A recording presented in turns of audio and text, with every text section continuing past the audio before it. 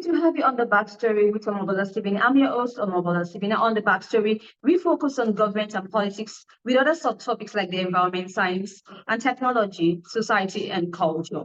Now, we like to shine more light on what has not worked and what will make it work. Today, I have Ethan Brown on the Backstory, who is the host of PBS podcast, The Sweaty Penguin, a comedy environment podcast. Welcome to the show, Ethan Brown. Thank you so much for having me. I'm excited to be here. I'm excited to have you on, Eden. The first question I would like to ask you is that you make climate change less politicized. Now, how on earth did you achieve that? So I grew up in a town that was a smaller town in Connecticut, kind of half more on the left and half more on the right. And so I was kind of exposed to people of different political perspectives all my life. And I really enjoyed listening to people of different perspectives and learning about what makes people think the way that they do. So that was really helpful when I got into the climate world. And what I found is feelings of climate doom, of climate denial, of climate indifference. These are things that we think of as polar opposites, but I find that they all stem from a very similar feeling of fear and anxiety and sometimes guilt, where climate news is just so overwhelming that it's hard to even learn about it. It's hard to engage with it. And so people have these different response mechanisms. They either feel like all hope is lost or they just tune out the whole thing entirely. And so what I did in creating the Sweaty Penguin is I used comedy, I used solutions journalism, I used critical thinking and nuance to really try to break down that initial fear and anxiety. And when I do that, I find that people from all political perspectives can start to engage in the conversation and find common ground. All right, now, still talking about politics, how can we begin to separate facts from politics when it comes to addressing the environment?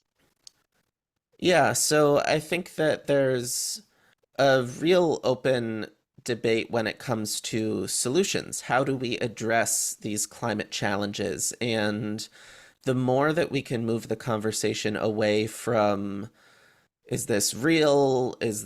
Does this matter? Like, the more that we're questioning the problem, that's not as productive a conversation. And so to move away from that, it really takes showing people that there are a wide variety of climate solutions out there. It's not all bans and regulations, that there are options like that can be effective, but there are other options too. And to show people the full slate of options and show the pros and cons of those options and let people think about which ones they like, which ones they don't like.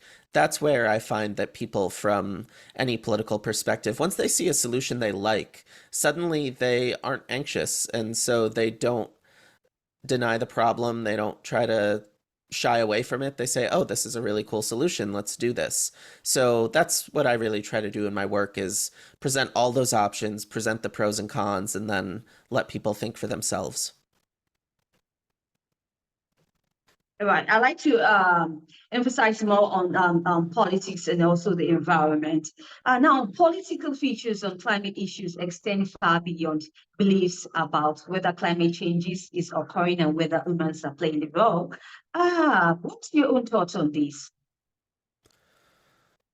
Yeah, I think that something that really excites me about climate solutions and climate policy is just that there are ways that these solutions can not just help the environment, but help the economy, help justice, help health, help national security, help all these different things that we care about.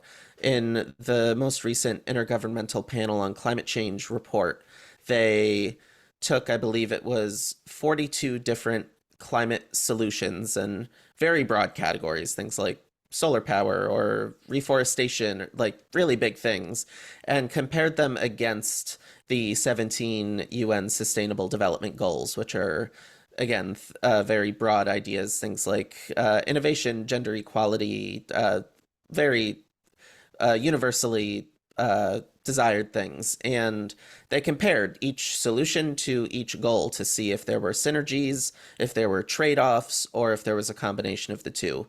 And they found out of 400 something combinations, only 12 had trade offs.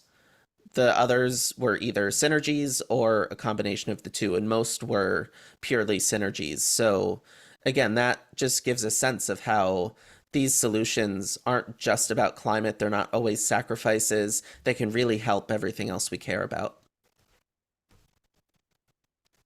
All right, thanks, Ethan, for sharing that thought with us. Now, is technology impacting the environment really as the way it should? Yeah, of course. It depends on how broad you go with your definition of technology, because of course any energy source we can say is technology. We can say the way we power our homes is technology. Cars and vehicles are technology. But to get to more um, what we think of like computers and that kind of thing, that all has an environmental impact too. These machines use a lot of energy. Data centers are a big factor. We did an episode on artificial intelligence on our podcast and found that some of the developments in AI are creating a lot of emissions. But technology is a two-sided thing because technology is also where a lot of solutions take place. It's largely what excites me is that we can address climate change through a lot of technological innovations. A lot of clean energy sources like solar and wind and what have you are technological innovations, and these sources have improved dramatically from where they started. Today, it is often cheaper to use these cleaner energy sources than fossil fuel alternatives. We can say it about electric vehicles, we can say it about all these different ideas. These are technological innovations that can not just help the climate, but also make our life better. And I think that's really exciting. Right now, talking about making a life better, how can we achieve environmental health? Now, alongside having elderly people on the side of the eternity. Sorry, can you repeat the question? It cut out a little bit. The question is, how can we achieve environmental health alongside having elderly people? Is it possible in this 21st century, alongside all the change that is happening globally? I think it's very possible because I think, again, it aligns with every other goal. These things are not competing with each other the way I think they're sometimes made out to be.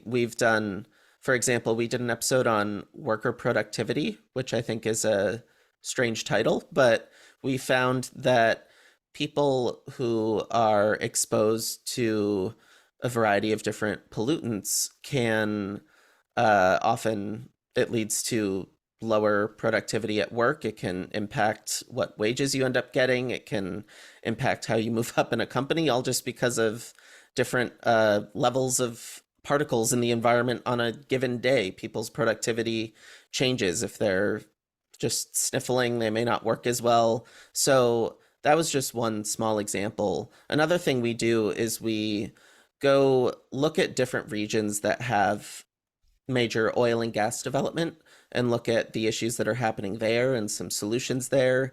And that too, we find that these projects have a lot of public health concerns where pollutants are coming out of these air pollutants, water pollutants, noise pollution.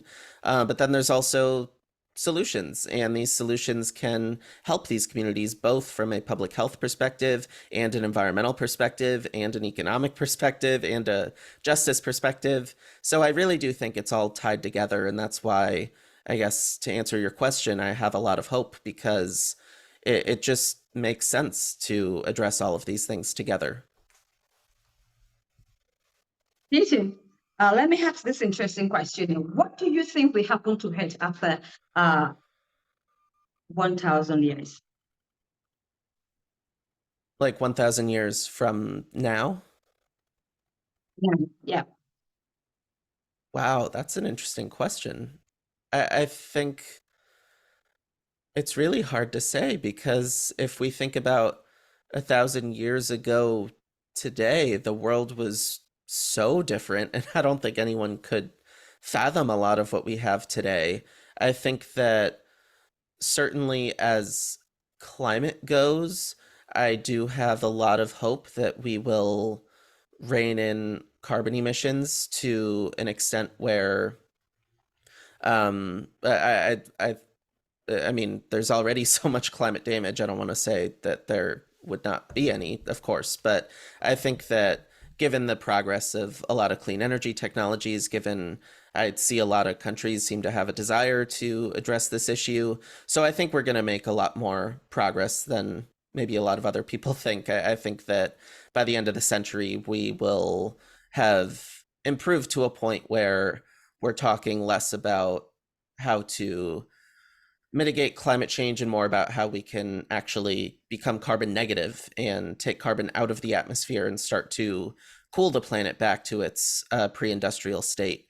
That said, climate does vary naturally as well. So I don't know what will happen 1,000 years from now, but I do know that history is very often impacted by the way climate changes. If we look at a lot of transitions from, say, the medieval times to the Renaissance in Europe, the climate had a pretty dramatic cooling around that transition, and that led to a lot of the changes in agriculture, in art, in just general international relations. So, yeah, hard for me to make a prediction, but there's a lot of interesting stuff to think about for sure.